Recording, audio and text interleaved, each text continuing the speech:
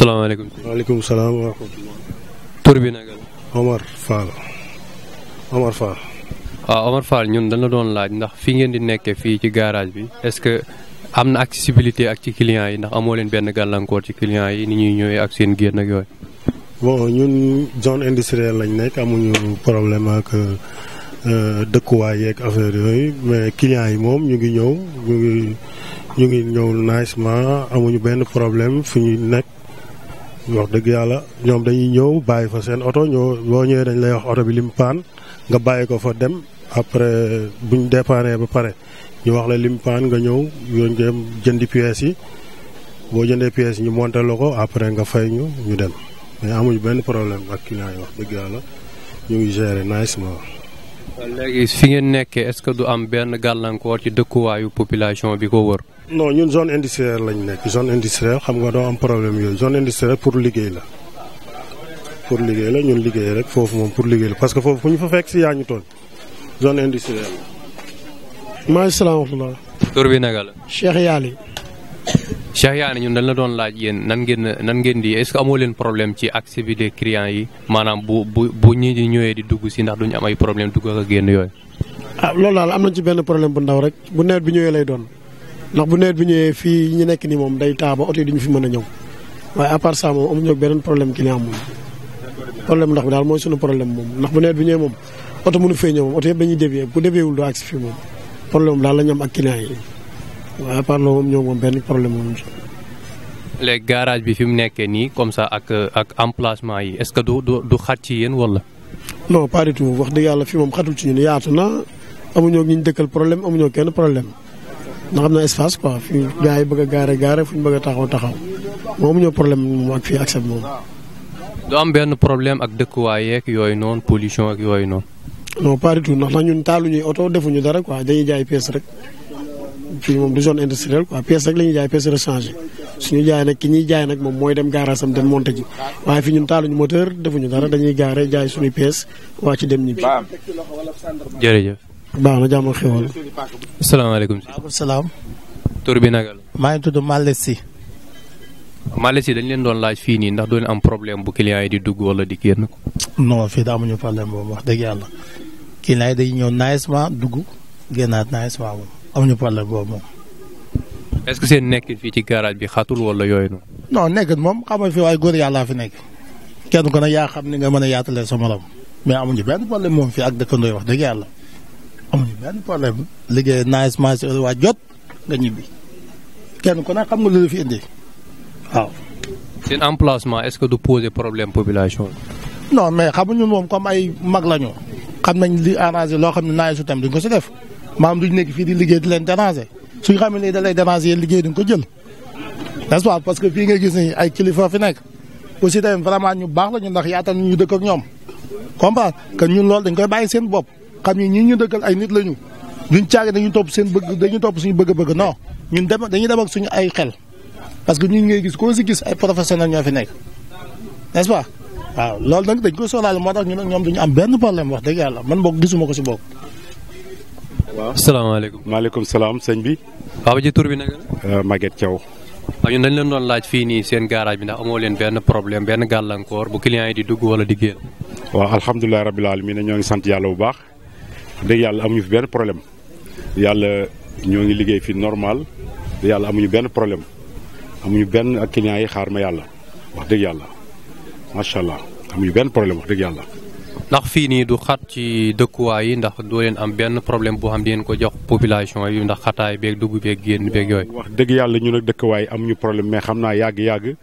am nañu place bu ñuy war a aménager am si yaakaar xam naa yàgg-yàgg dañuy dem foofu parce que finalement xam nga. kër moom ak atelier booy seet ànduñu comprendre baax li ma wax nii finalement dañuy dem ba léeg-léeg sax compréhension la ñuy dawal parce que heure pause yi ak nga war a noppaloog yooyu ngay taal accéléré yooyu ñun xam nañu loolu jaaduwul mais xam nga rek lépp problème compréhension lay doon daal waaw finalement ñun am na fu ñu toppatoo daal xam naa bientôt yàggatul dara rek incha allah dañu fa dem mën a dem aménager ko pour mën fa nekk.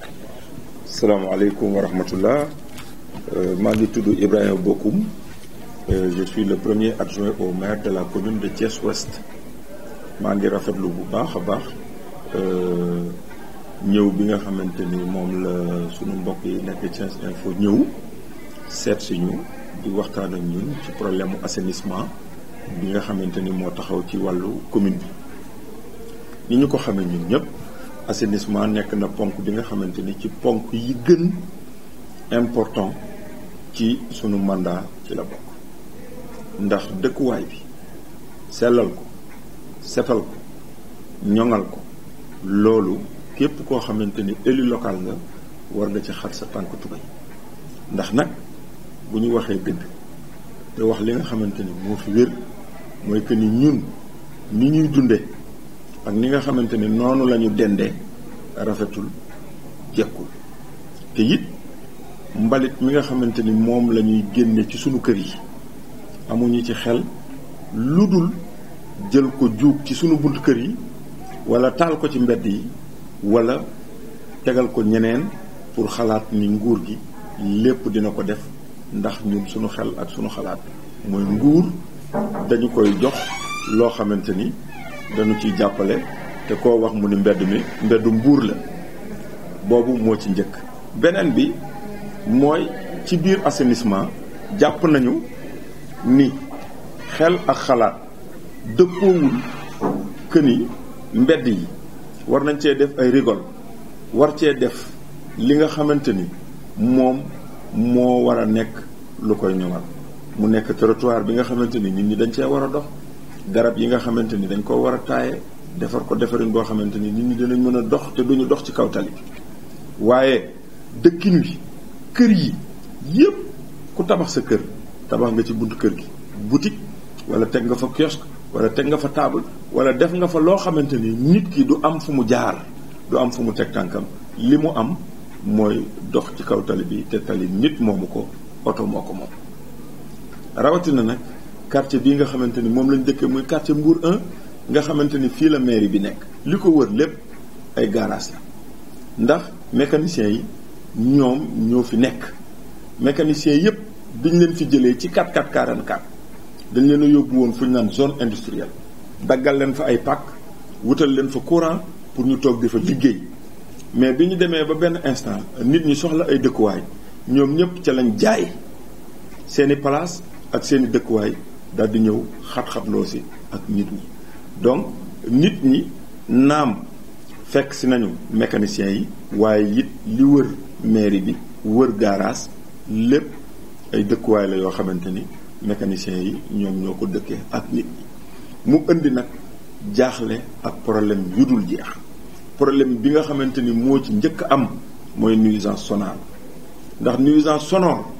nekk na mécanicien bu ñëwee dina taqal ndax huile dina tuuru ci suuf loolu dina menacer ce qu'on appelle la nappe phréatique benn ñaareel bi daaj téel pétrole bi essence bi gasoil bi rawatina peinture bi nga xamante ni moom la ñuy peinturer kii ñii di tollanti ñii di def tôlier ñii di def électricité ñii di def bobinage yooyu yëpp naam lu baax la mais en même temps aussi dafay indi ay nuisance loolu nag mooy encombrement bi nga xamante ni moom moo tudd encombrement sur la voie publique ndax occupation de la voie publique bi mooy encombrement bi moom ci boppam bu fekkoon garage bi ci boppam wala garage yi nga xamante ni moom la mécaniciens yi dëkke dañ faa defoon li nga xamante ni moom xat na fa wala mën nañ faa nekk ci biir du am problème mais le problème principal bi nga xamante ni moom la mécaniciens yi def mooy dañuy ubbi seen garage ba pare di defar oto yi ci kaw tali bi wala di def affaire oto yi ci roq yi ak koñ yi loolu nag day attaquer écosystème bi mais surtout dafay sonal doomu aadama yi ñun ñi sunu mairie bi dañ koo tabax ba pare defal ko parking waaye sunu parking defe naa ne oto yi ñuy defar ñoo ko gën di occuper que ñun ñi nga xamante ni ñooy am ay invité wala ñooy am ay nit yoo xamante ni dañ koy topp loolu nag topp nañu d'une façon bi nga xamante ni ñun ñëpp jaaxle na tey nag am na ay solution parce que problème bu amee dañ koy defar te ni ñu koy defaree mooy ñun ci sunu bopp ñu dëkkee noo xamante ni dinañ mën a nekkin woo xamante ni macha allah du am benn problème mais malheureusement dañuy dëkkandoo nekk boo defee problème wut solution nit ñi ñëw le masla sénégalais moom moo ko yàq tey état bi réfléchir na ci un processus boo xamante ni nan la ñu war a jëlee nit ñi fii bi ci njëkk mooy gox-goxaan yi mairie yi ko yor